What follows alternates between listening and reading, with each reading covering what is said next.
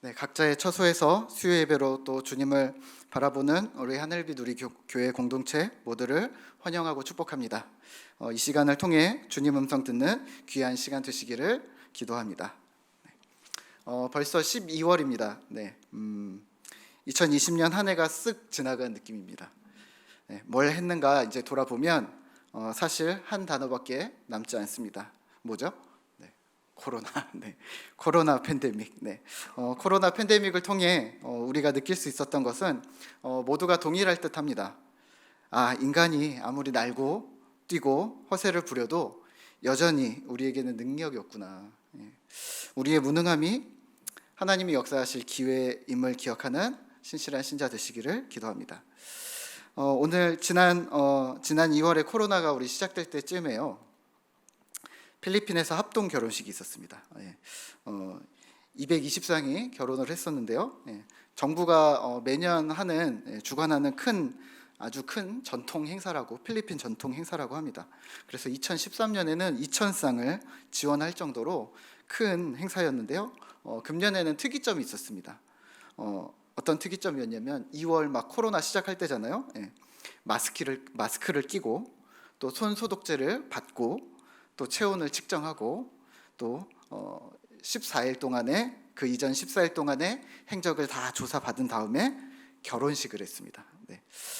게다가 이제 인터넷 찾아보시면 아시겠지만 어떤 사진이냐면 마스크를 끼고 결혼식 키스를 하는 장면이 220쌍의 사람들이 키스를 하는 장면이 돼서 특별히 된 적이 있었습니다.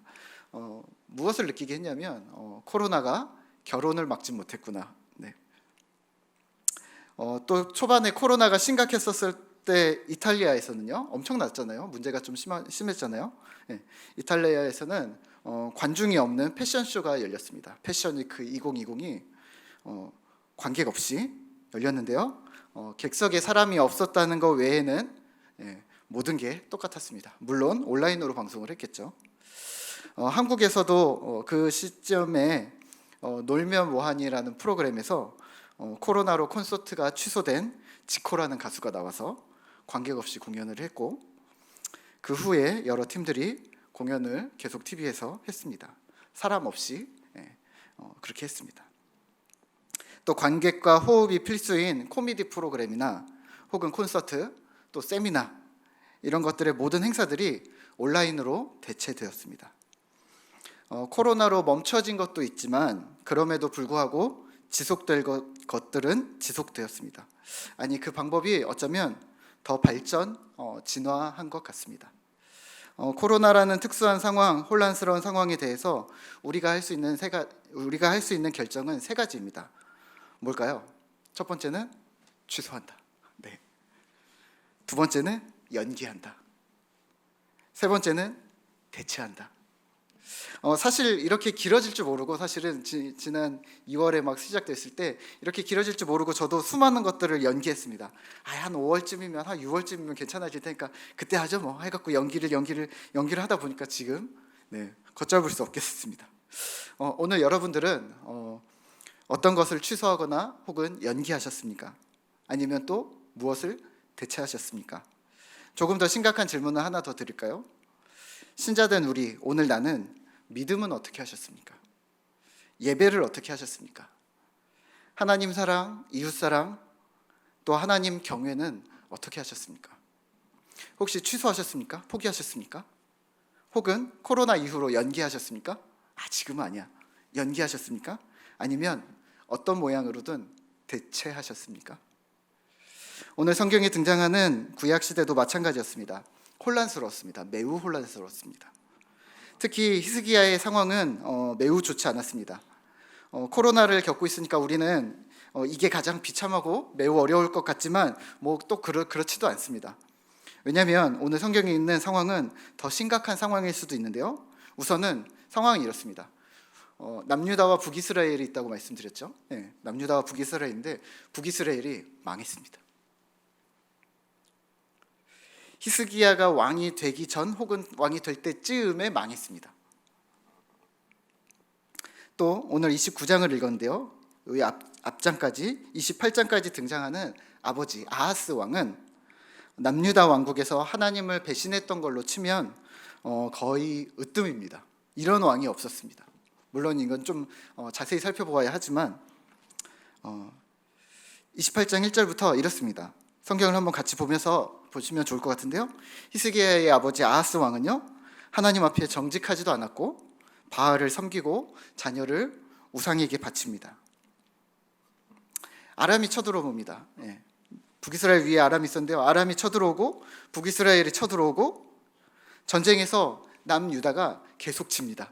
아하스 왕이 요 앞에 요담이 있었는데 아하스 왕이 강성한 나라였는데 전쟁에서 계속 칩니다. 조금 지나니까 밑에 있는 에돔이 또 치고 올라옵니다. 위에서 북이스라엘이 쳐, 위에서 또 아람이 쳐, 그랬는데 조금 지나니까 밑에서 에돔이 치고 올라오고 조금 옆에 있는 블레셋이 또 치고 올라옵니다. 힘이 없으니까 어떻게 해요? 저 멀리 있는 아수르한테 도움을 구합니다. 아수르 도와주세요. 우리가 비용을 많이 낼게요. 그러니까 아수르 왕 디글랏 빌레셀이 와서 도와준다고 합니다. 그러더니 대군을 이끌고 왔습니다. 우르르 왔는데요. 우르르 왔는데 막아줄 줄 알았는데 갑자기 돌아서더니 아하스를 거꾸로 공격합니다. 남유다가 거꾸로 공격을 당합니다. 뒤통수를 크게 맞았습니다. 다급해진 아하스가 이걸 어떻게 해요? 성전 여호와의 전과 왕궁에서 재물을 싹싹 긁어다가 아수르 왕에게 주었지만 아무것도 얻지 못합니다. 28장 22절입니다. 아하스 왕이 공고할 때 더욱 여호와께 범죄합니다. 나름 머리를 쓴 건데요, 이런 거예요. 남유다인데 남유다 그 북이스라엘 그 위에 아람, 저쪽에 아수르가 있는데 다메섹이 속한, 그러니까 아람의 신을 섬기면서 이렇게 얘기를 하는 거죠. 우리가 다메섹의 신, 아람의 신을 같이 섬겨줄 테니 우리 같은 편이야. 북이스라엘, 우리 사이에 껴있는 북이스라엘을 좀 견제해줘. 이걸 노린 것 같아요. 왕으로서 외교를 한 거죠. 힘이 없으니까 나라를 위한 처절한 몸부림을 있는 힘껏 칩니다. 더 과하게는 어떻게 됐냐면 이 일들이 과해져서 성전을 부수고 산당을 세우고 아람의 신들을 갖다 놓고 자기 생각대로 일들을 해결하려고 몸부림칩니다. 결과는요, 28장 23절입니다. 아람의 신이 아하스와 온 이스라엘을 망하게 하였더라. 악수를 두었습니다. 차라리 가만히 있었으면 더 나았을 수도 있는데 완전히 잘못된 수를 두었습니다. 이런 상황에 히스기야가 등장을 합니다. 히스기야가 왕이 됩니다. 상황이 어때요? 그러면 남유다는 우상이 가득합니다. 성전은 무너졌습니다. 북이스라엘은 멸망한 상태입니다. 북이스라엘을 멸망시킨 아수르는 그럼 무엇을 하고 있었는가? 아수르 왕국은 내부적인 혼란이 있었어요, 그 당시에. 그래서 혼란을 정리하느라 바빴습니다. 그래서 북이스라엘은 그냥 내팽개쳐져 있었습니다. 무정부 상태였던 거죠. 여기서 히스기야는 무엇을 선택할 수 있었을까요? 세 가지입니다. 첫 번째는 취소, 믿음을 버린다, 포기한다. 아버지 아하스처럼 그냥 있는 대로 그대로 한다. 쉽습니다. 하지만 결과는 장담하지 못합니다. 두 번째, 연기한다. 상황이 조금 더 호전되면 하나님을 믿기로 한다. 군대를 양성하고 성벽을 쌓으면서 내실을 다져서 전쟁을 준비하고 외부적으로는 외교 정책을 힘써서 안정화되면 그러면 그때 하나님께로 돌아갈 기회를 기다린다.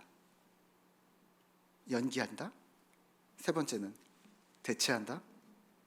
어떤 방법으로든 하나님 섬기기로 들어간다. 개인이든 공동체든 어떤 모양으로든. 물론 히스기야는 오늘 우리가 본문을 통해 아는 바와 같이 하나님을 섬기기로 결정합니다. 3절입니다. 함께 읽겠습니다. 첫째 해 첫째 달에 여호와의 전 문들을 열고 수리하고. 4절입니다. 제사장들과 레위 사람들을 동쪽 광장에 모으고. 5절입니다. 그들에게 이르되 레위 사람들아 내 말을 들으라. 이제 너희는 성결하게 하고 또 너희 조상들의 하나님 여호와의 전을 성결하게 하여 그 더러운 것을 성소에서 없애라. 아멘. 여호와의 성전을 수리하고 쫓겨났던 제사장과 레위인들을 모읍니다. 히스기야가 왕위에 즉위하고 성전 수리, 제사장 복직을 행했던 이것들은 무엇을 의미하는 걸까요? 네, 하나님 경외로 돌아감입니다. 5절입니다. 그들에게 이르되 레위 사람들아 내 말을 들으라. 이제 너희는 성결하게 하고 또 너희 조상들의 하나님 여호와의 전을 성결하게 하여 그 더러운 것을 성소에서 없애라. 여호와 앞에 성결.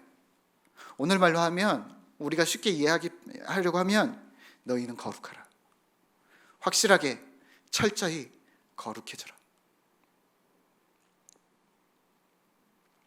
8절입니다. 여호와께서 유다와 예루살렘에 진노하시고 내버리사 두려움과 논란과 비웃음거리가 되게 하신 것을 너희가 똑똑히 보는 바라.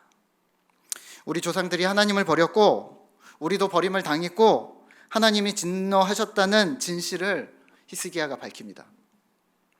히스기야가 죄를 선언하고 제안합니다. 이 굴레를 벗어버리자. 맹렬한 노에서 우리가 스스로 떠나자. 레위인과 제사장들이 착착 움직입니다. 성전이 깨끗하게 됩니다. 아하스 왕이 버렸던 모든 그릇들도 모아서 다시 재정비합니다. 정비된 성전을 두고 히스기야는 무엇을 했을까요? 바로 예배를 시작합니다. 정비된 성전에서 하나님을 향한 자신의 마음을 다시 불러일으킬 뿐만 아니라 온 백성이 그 앞에 서도록 격려하고 독려합니다. 일선에서 왕이 먼저 본을 보입니다. 예배하며 히스기야 왕이 예물을 가져오라고 합니다. 그리고 온 백성이 감사 제물을 여호와의 전으로 가져옵니다. 특이한 점이 있는데요. 이 부분입니다. 물은 마음에 원하는 자들이 감사 제물, 번제물을 상당하게 가져옵니다. 수소 70, 양 100, 어린 양 200, 소 600, 양 3000. 엄청난 제물을 기쁨으로 드립니다. 그리고 수많은 사람들이 하나님 앞에 예배합니다. 그리고 뒤이어서 유월절을 성대하게 치릅니다. 보통 무교절 7일을 축제로 지내고 그 다음에 유교절을 지키는데요. 그러니까 이 8일 동안이 이게 연결이 된 건데요. 유월절을 지킨데 7일을 축제로 지내다가 7일을 더 연장을 합니다. 14일을 지킵니다. 유월절이라는 형식을 지키면서 형식에 얽매이지 않습니다. 그 형식이 진화합니다. 1000년을 이어온 무교절을 7일을 14일로 늘렸다는 것을 이게 용납이 될 수 있었을까요? 무교절, 유월절 전통을 조정합니다. 하나님 경외, 민족 정체성 회복이라는 이 하나의 주제 아래 세부 사항들이 조정됩니다. 30장 23절 24절에서 히스기야가 백성들에게 수소 1000마리, 양 7000마리를 회중에게 줍니다. 왜요? 즐겁게 잔치하라고. 이 남유다 사람들이 다 먹었을까요? 아니요. 그 뒤에 나옵니다. 같이 먹습니다. 북이스라엘 사람들과. 방백들도, 그러니까 관원들도 나와서 이렇게 합니다. 소를 1000마리를 줍니다. 계산이 안 됩니다. 양을 10,000마리를 줬답니다. 이걸 어디다 씁니까? 결과는요, 30장 25절입니다. 같이 읽을까요? 유다 온 회중과 제사장들과 레위 사람들과 이스라엘에서 온 모든 회중과 이스라엘 땅에서 나온 나그네들과 유다에 사는 나그네들이 다 즐거워하였으므로 26절입니다. 예루살렘에 큰 기쁨이 있었으니 이스라엘 왕 다윗의 아들 솔로몬 때로부터 이러한 기쁨이 예루살렘에 없었더라. 25절을 계속해서 보는데요. 25절 보시면 이렇습니다. 유다 회중, 이스라엘 회중, 이스라엘 나그네, 유다 나그네. 25절에서는요, 유다와 이스라엘 이렇게 유다와 이스라엘을 구분합니다. 구분해서 나열합니다. 위기의 남유다 백성들, 또 나라가 멸망해버린 북이스라엘의 백성들, 이들이 왜 나눠서 이야기하냐면 하나가 되었다는 이야기를 합니다. 다시 말하면 나라가 나뉘어져서 거진 200년 동안을 서로 죽고 죽이던 남유다와 북이스라엘이 하나님 앞에서 유월절을 지키며 예배하며 자신들이 하나임을 다시 재확인했다는 것입니다. 그러면 오늘 본문 앞에서 우리가 기억해야 할 것은 무엇일까요? 히스기야의 결단과 결정입니다. 그 위기의 상황에서 어떻게 히스기야 왕은 시의적절한 결단을 했던 걸까요? 그는 무엇을 본 걸까요? 무엇이 오늘 개혁의 핵심이었을까요? 6절입니다. 우리 조상들이 범죄하여 우리 하나님 여호와 보시기에 악을 행하여 하나님을 버리고 얼굴을 돌려 여호와의 성소를 등지고. 하나님을 떠난 이스라엘. 성경에서는 아하스의 악행이라고 표현을 하지만요, 말라기나 에스겔서에서 말하는 악행과는 거리가 있습니다. 에스겔에서는 이런 얘기를 해요. 포악과 겁탈을 제하여 버리고 정의와 공의를 행하여 속여 빼앗는 것을 그칠지라. 공정한 저울, 공정한 에바, 정직을 행하라. 하여튼 진짜 나쁜 짓을 에스겔에서 말을 합니다. 또 말라기에서도 이런 얘기를 합니다. 점치는 거, 간음하는 거, 품꾼에 싸게 대하여 억울하게 하는 거, 과부와 고아를 압제하는 거, 나그네를 억울하게 하는 거, 하여튼 사기치고 나쁜 짓 하는 진짜 나쁜 짓을 말합니다. 그런데 오늘 아하스의 악행은요, 그거랑은 조금 약간 결이 다릅니다. 이렇게 얘기합니다. 죄를 멈추라, 악행을 그치라. 그 메시지가 자세히 보면 조상들의 범죄 여호와 보시기에 악함을 이렇게 말합니다. 6절입니다. 하나님을 버리고 얼굴을 돌렸고 여호와의 성소를 등졌고. 어찌 보면 인간적으로 죄가 아닐 수도 있겠다라는 생각을 할 수 있습니다. 하나님을 배신했을 뿐입니다. 정말 악행이 있었던 건 아닐 수도 있습니다. 7절입니다. 낭실문을 닫고 성소를 출입하는 문들을 모두 막았고 하나님께 나아갈 길을 막았답니다.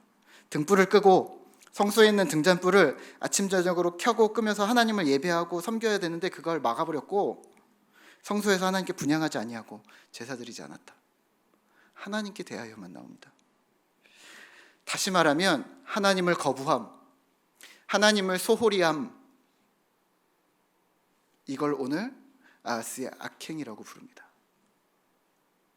오늘 우리는요, 과연 신자된 우리는 아하스의 범죄, 하나님을 거부하고 하나님을 소홀히 했다는 죄목에 우리는 자유할 수 있을까요?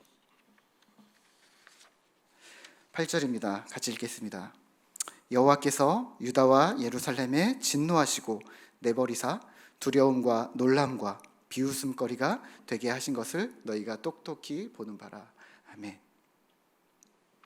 우리가 왜 이렇게 되었는가? 왜 이 지경에 이르렀는가? 무엇이 문제였는가? 히스기야는 정확하게 봅니다. 하나님의 진노, 하나님을 배반한 우리 신자에게 임한 하나님의 진노였다. 그 결과 우리는 두려움과 놀람과 비웃음거리가 되었다.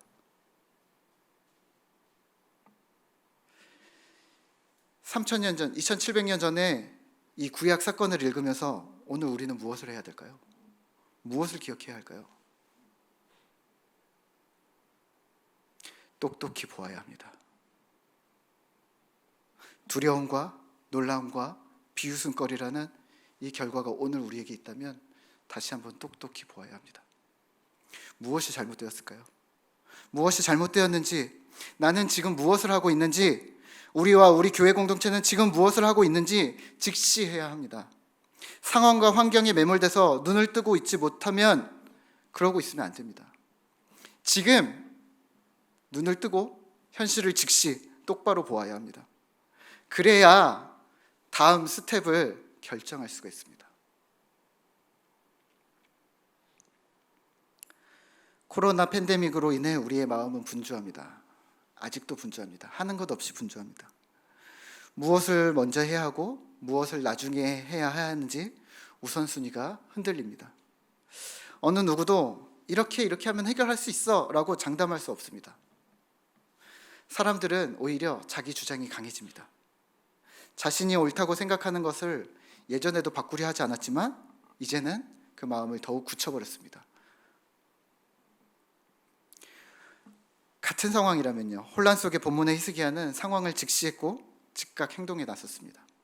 성전 수리, 성전 정화, 그 사역의 순서를 갖추는 일, 제사장과 레위인을 회복시키고 섬기는 일의 순서를 갖추었습니다. 이 세팅으로 앞으로 가능해진 것은 무엇일까요? 남유다와 북이스라엘, 이 모두가 이제 유월절을 지킴으로써 그 다음부터 이제 가능해진 것은 무엇일까요? 백성이 언제든 하나님 앞으로 나아갈 수 있음. 네, 그겁니다. 하나님 경외의 회복입니다. 그러면 오늘 우리는 무엇을 해야 될까요? 택하신 족속이요, 왕같은 제사장이요, 그의 소유가 된 백성인 우리가 할 일은, 지금 해야 할 일은 무엇일까요? 우선은 오늘 히스기야의 성전 정화처럼 우리 각자가 제사장의 역할을 감당해야 합니다. 나 자신의 신앙을, 우리의 신앙을, 우리의 믿음을 수리하고 정화하고 다시 하나님 앞에 세워야 합니다. 상황과 환경에 휩쓸려서 우리 마음속에서 주님을 한켠으로 미뤄뒀다면, 혹은 코로나 팬데믹으로 삶이 무너져서 믿음을 취소하거나 믿음을 연기하셨다면, 지금 다시 하나님 경외라는 원칙으로 돌아오셔야 합니다. 이렇게 질문하시겠죠. 목사님, 코로나가 여전히 심한데요. 나아질 기미가 없는데요. 언제 끝날까요? 네, 모릅니다. 네. 그런 질문 던진 게 벌써 1년이 되어 갑니다. 근데요, 믿음을 포기하시지 않으실 거잖아요. 혹 좀 상황이 나아지면 다시 교회 가지 뭐 이러고 계시는 건가요? 코로나 한숨 지나가면 그때 다시 큐티하지, 그때 성경 읽지, 그때 성도들과 교제하지, 아직도 그러고 계시는가요? 벌써 1년이라니까요. 더 이상 연기만 해서는 안 됩니다. 이제는 여기서 내가 어떻게 신앙을 지켜야 할 것인가, 믿음을 세울 것인가, 지금이라도 방안을 마련하셔야 합니다. 우리 믿음의 무엇이 허점인지 사람을 의지하셨습니까? 분위기를 의지하셨습니까? 봉사를 하면서 자기 만족을 하셨습니까? 사람들의 시선을 의식하셨습니까? 우리 믿음의 무엇이 허점인지 똑바로 보았다면, 무엇이 필요한지 정확히 알았다면, 원인이 규명되었다면 이제는 실행에 옮기셔야 합니다. 12월 초 중 들으면서 계속 코로나 속에서 장례가 있습니다. 장례가 있을 때마다 저희 교역자들은 무조건 갑니다. 네. 무조건 가는데요. 어떤 집사님이 이러셨어요. 목사님, 마음 같아서는 많이들 오셔서 위로해 달라고 부탁하고 싶지만 또 상황상 아무도 오지 말라고 해야 될 것 같고 그래서 어렵습니다. 그렇죠? 어려울 때 생각나는 게 식구들이죠. 그런데 식구들을 지켜주고 싶은 거죠. 누구나 다 같은 마음일 텐데요. 이렇게 큰 어려움을 당한 가정에 예전처럼 성도님들이랑 가지도 못하고 또 가서 예배를 드리는 것도 어렵고 또 예배를 드리면서도 계속 마스크를 쓰고 있으니까 위로가 되는지 안 되는지 표정을 살피는 것도 참 어렵습니다. 함께 울고 함께 웃는 것이 마스크라는 장벽에 가로막힌 느낌입니다. 여러분들은 어떻게 지내고 있습니까? 그러면 우리는 이런 상황에서 어떻게 해야 할까요? 취소하지 말까요? 연기할까요? 장례식을 연기할 수 있을까요? 지금 코로나니까 다 내년 1월에 합시다. 1월에 돌아가시고 2월에 가능할까요? 불가능하잖아요. 그러면 세 번째, 어떻게든 할까요? 네. 그래도 주어진 상황에서 최선을 다해야 되지 않을까요? 네, 답답한 것은 맞습니다. 효과가 반감되는 것 같고 감정 전달이 축소되고 위로도 작아진 느낌입니다. 하지만 그렇다고 포기할 수는 없습니다. 하나님 섬김도 마찬가지입니다. 연기하거나 취소할 수 없습니다. 종교를 당장 옮기실 게 아니시라면요. 어떤 모양으로든 이어가셔야 합니다. 질문 하나 드릴까요? 그러면 혼자 하는 묵상, 혼자 드리는 예배가 의미가 있을까요? 그걸로 우리의 신앙을 지켜낼 수 있을까요? 네, 중요하고 분명 가능합니다. 그러면 우리는 왜 이렇게 불안한 걸까요? 왜 그걸로 안 될 것 같이 뭔가 허전하고 뭔가 계속 그런 걸까요? 왜 그런지 아세요? 너무 더디고 느리게 느껴져서 그럴 수 있습니다. 이렇게 생각하면 어떨까요? 시간이 좀 필요하다. 어저께 심은 씨앗에다가 어제 씨앗을 심었는데 오늘 싹이 안 났어. 너 왜 싹이 안 났어? 이러지 않을 거잖아요. 오늘 꽃이 피었어요. 그러면 내일에 열매를 맺겠네? 라고 열매가 없다고 화내지 않잖아요. 왜요? 시간이 필요한 거죠. 그동안 우리는 교회에서 한국 사람처럼 신앙생활을 했습니다. 무슨 말이냐면 빨리빨리 빨리 전도해야 되고, 빨리 신앙이 자라야 되고, 빨리 은혜 받아야 하고, 세상에서 일주일 지치고 힘들어지면 교회에 와서 빨리 새 힘을 얻고 다시 월요일에 출발하고, 주일에 은혜 못 받으면 그 한 주는 뭐 망한 거고, 괜찮을까요? 슬로우 처치라는 책에서는 이렇게 말합니다. 교회는 주유소가 아닙니다. 성도가 에너지가 떨어지면 충전해야 되는 것이 교회? 빨리 충전시켜주면, 급속 충전시켜주면 좋은 교회, 느리게 충전시켜주는 그런 교회는 그냥 그런 교회. 1시간 급속 충전, 1시간 급속 충전, 그런 의미에서 예배가 중요하다고 얘기하시는 건가요? 그러면 우리 신앙생활은 너무 조급한 거 아닐까요? 구약 시대의 성전은 충전하러 가는 곳이 아니었습니다. 오늘 히스기야가 회복한 성전과 예배도 충전이 목적이 아니었습니다. 하나님의 임재, 하나님을 경험하는 곳이었습니다. 다시 원론으로 돌아가세요. 솔로몬이 성전을 완공하고 이렇게 기도합니다. 하나님, 성전에서 예배할 때 우리에게 임재하여 주십시오. 네, 이거 맞습니다. 우선 또 이렇게 기도합니다. 하나님, 혹 우리가 이곳에 올 수 없는 상황이라면, 혹 타국에서 하나님을 경외하는 자들이 있다면, 이 성전을 기억하며 기도할 때 그곳에 하나님 여기에서처럼 그곳에도 임재하여 주시옵소서. 혹 이방인들이, 이 성전에 한 번도 와보지 못한 이방인들이 그곳에서 이 성전을 사모하면서 기도한다면 하나님 기도를 들어주십시오. 하나님, 혹 우리가 포로가 되어서 적국에서 옴짝달싹할 수 없는 그러한 상황에서 올 수 없어도 하나님, 우리가 성전을 사모하며 기도한다면, 그곳에서 부르짖고 하나님을 기억한다면 하나님 들어주시고 우리를 기억해 주십시오. 이게 성전입니다. 하나님의 임재. 신약으로 넘어와서 성전은 건물이 아닌 신자 개개인이라고 가르쳐 주십니다. 고린도전서 3장 16절입니다. 함께 읽겠습니다. 너희는 너희가 하나님의 성전인 것과 하나님의 성전이 너희 안에 계시는 것을 알지 못하느냐. 그러면요, 나는 가스스테이션 충전소가 아닙니다. 하나님의 임재 처소인 겁니다. 나는 하나님 임재의 상징이 바로 나라는 얘기예요. 그게 성전인 거예요. 비신자들이, 불신자들이, 예수 믿지 않는 자들이, 혹은 믿음에 연약한 우리의 믿음의 동료들이 우리를 보며, 나를 보며, 성전된 나를 보면서 나도 너처럼 되고 싶어, 그런 고백을 할 때 나에게 임하신 성령이 그 불신자에게도, 그 믿음이 연약한 우리의 동료들에게도 그 마음, 그 영혼에 임재하여 주시겠다는 약속, 그것을 기억하셔야 합니다.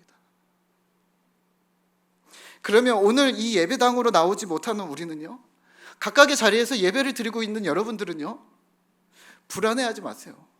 조급해하지 마세요. 이곳에 임하신 성령 하나님이, 여러분들이 경험했던 그 성령 하나님이 지금 영상으로 예배하는 우리 각자의 처소에 임재해 계신다는 사실을 믿으셔야 합니다. 아멘. 말씀을 맺겠습니다. 신앙은, 믿음은, 하나님 경외하는 마음은 자라나는 것입니다. 충전하는 것이 아닙니다. 천천히 가는 방법을 이제는 터득하셔야 될 때입니다. 아니, 목사님, 주님 오실 때까지 한 영혼도 전도 못하면 어떡합니까? 한 사람 전도하면 천국에 벽돌 하나 쌓는다고 하는데, 그러면 한 벽돌 쌓아야 하는데 아직 한 벽돌도 못 쌓았는데 그럼 저는 언제 집을 짓고 천국에? 그런 거 없습니다. 상급이 아니라, 우리의 공로, 우리의 결과가 아니라 우리 자체가 성전으로 지어져 가는 것. 사도 바울이 말하는 그리스도의 장성한 분량으로 자라는 것만으로 충분합니다. 어린아이가 어른이 되는 것은 시간이 필요합니다. 굶지 마시고 끼니를 챙겨 드시면서 가끔은 말씀으로 폭식도 하시면서 건강하게 자라나셔야 합니다.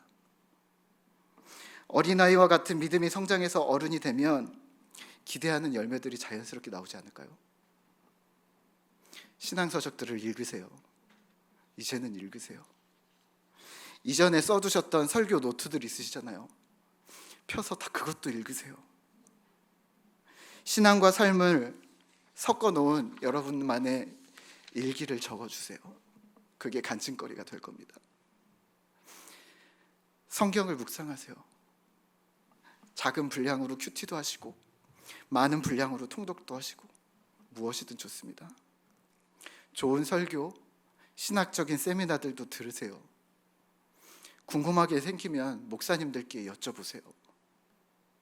우리가 다 같은 마음으로 그렇게 몸부림치고 있지 않습니까?